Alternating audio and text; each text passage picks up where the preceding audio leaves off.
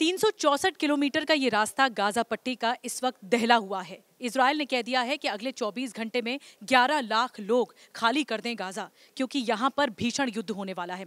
मैं आपको मौतों का आंकड़ा बताती हूँ, उसके बाद मेजर जनरल वी.के. दत्ता साहब हमारे साथ जुड़े हैं। मौतें देखिए, फिलिस्तीन की कितनी हो चुकी है, 1568, और यहाँ पर जो घायल हुए हैं 7212। लेकिन इजराइल की मौतें कितनी हुई हैं, 1300, और घायल हुए हैं 3200। ये देखिए मौतों का आंकड़ा, और ये बढ़ रहा है। इसीलिए मौतें और नहीं हो, इजराइल ने अल्टीमेटम दे दिया है।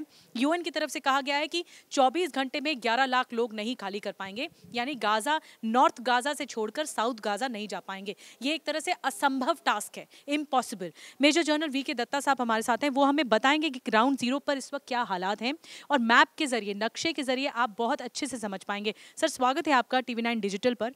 अब आप बताइए कि ये जो नॉर्थ गाजा है, वहां से साउथ गाजा जाने में लोगों को समय लगेगा, लेकिन क्या पॉसिबल है कि 24 घंटे में 11 लाख लोग पलायन कर जाएं? देखिए, ऐसा है कि जब भी एक बड़ी तादाद में कोई आबादी एक तरफ को मूव करती है, आप नॉर्मल हालत में देखेंगे हाईवे में मीलों मील लंबे जाम लग जाते हैं। और नॉर्मल हालत में आप अगर मैं बोलूँ साहब, गुड़गांव दिल्ली के रास्ते में यहीं पे मीलों का जाम लग जाएगा। तो 11 लाख लोगों को नॉर्थ से साउथ की तरफ ले जाने में बहुत सारी गाड़ियों का प्रबंध करना पड़ेगा। उतने रास्ते अभी इंटैक्ट है कि नहीं, ताकि ये गाड़ियाँ, दूसरी बात क्या कि इनका पेट्रोल, राशन पानी सब बनना भी, उन गाड़ियों में पेट्रोल कौन डालेगा, वो क्या इतनी गाड़ियाँ इनके पास हैं। तो 11 लाख लोग पैदल निकल सकते हैं, गाड़ियों का प्रबंध होने में बहुत समय लग जाएगा। 364 किलोमीटर है सर। नहीं, आप समझे नहीं। जो टारगेट एरिया है वो अभी ऊपर का लिमिटेड एरिया है।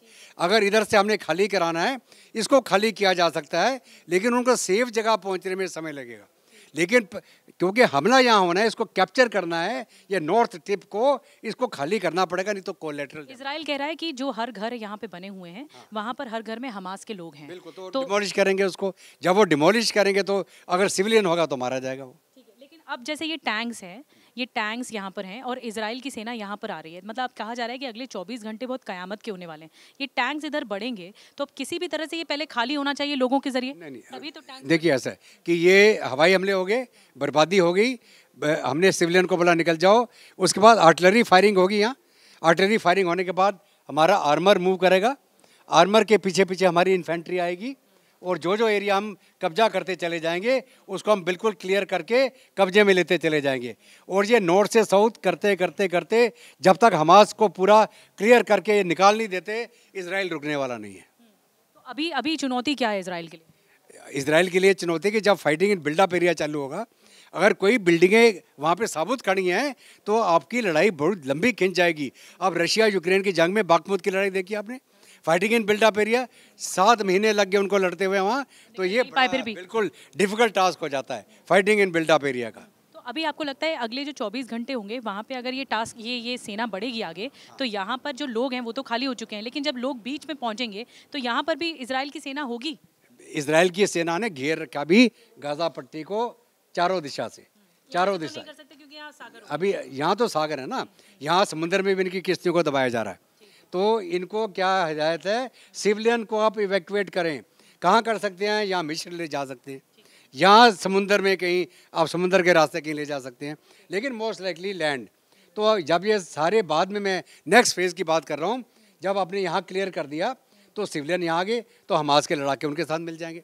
तो इनको तो सिविलियंस को निकालना ही पड़ेगा, हमास को ख़त्म करना नहीं तो बहुत मुश्किल। एक आखिरी सवाल सर, ये 11 लाख लोग जो आंकड़ा बताया जा रहा है, कुल मिलाकर 23 लाख है गाजा पट्टी, लेकिन 11 लाख लोग, तब तक तो काफ़ी पलायन शुरू हो चुका है, काफ़ी निकल चुके हैं। तो अब क्या आपको लगता है, यूएन ने जो आशंका जताई कि ये तो इम्पॉसिबल टास्क है, आप 24 घंटे में नहीं खाली कर सकते, तो क्या करेगा अब इजराइल? ऐसा जब आफत आती है किसी आबादी के ऊपर तो वो पलायन कर जाते हैं, चाहे वो पैदल निकलेंगे, सिर पे गठरी लेके निकलेंगे, तो निकलना शुरू हो जाएंगे।